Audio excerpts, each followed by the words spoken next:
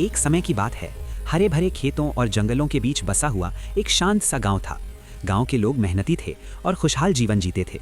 लेकिन एक दिन आसमान में कुछ ऐसा हुआ जिससे पूरे गांव में डर का माहौल बन गया। हर सुबह सूरज निकलते ही एक विशाल चील आसमान में चक्कर लगाने लगती। उसके बड़े पंख, तेज चीख और गहरी नज़र देखकर बच्चे रोने लगते और बड़े लोग भी सहम जाते।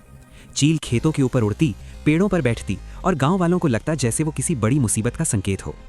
धीरे धीरे गांव के लोग खेतों में जाना बंद करने लगे। कोई लकड़ी लेने जंगल नहीं जाता, कोई जानवर चराने नहीं निकलता। गांव में डर और अफवाह फैल गई कि यह चील अशुभ है। उसी गांव में एक बहादुर और समझदार किसान रहता था। वो डरने वालों में से नहीं था। उसने सोचा, डर से समस्या हल नहीं होगी, सच्चाई जाननी पड़ेगी। किसान ने कई दिनों तक चील को ध्यान से देखा।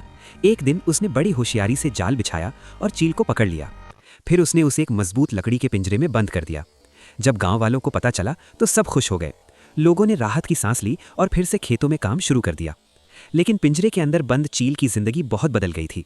खुला आसमान, ऊंची उड़ान, सब छिन चुका था। चील दिन रात सोचती रहती, मैंने किसी का नुकसान नहीं किया, फिर मुझे सजा क्यों? कई दिन बीत गए।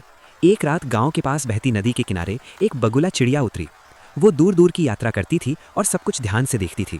उसकी नज़र पिंजरे में बंद चील पर पड़ी। बगुला को चील पर दया आ गई। उसने तुरंत अपनी चोंच से आज़ाद किया और वे दोनों एक पहाड़ के ऊपर से उड़ गए और एक चोटी पर बैठ गए। और चील रोने हिकता है। तभी बगुला ने पूछा, अब तो कोई डर नहीं, कोई पिंजरा नहीं, फिर रो क्यों रही हो?